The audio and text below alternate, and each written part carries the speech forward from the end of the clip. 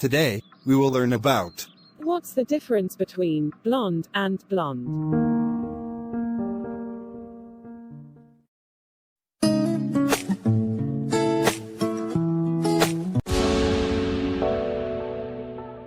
Subscribe now for more videos.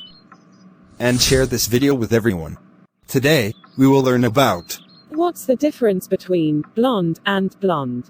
So, we start our lecture with blonde. Blonde means referring to a male with yellow hairs. You should use the spelling blonde. You can easily understand this with the help of examples. Like, his long blonde hair was parted in the center. Or, John is the one with the blonde, corkscrew hairstyle.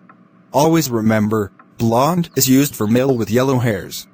Now, we discuss about blonde. Blonde means referring to a female with yellow hairs. You should use the feminine spelling blonde. Like, she had blonde hair which comes down to her waist. Or, Janet was a natural blonde with a good figure.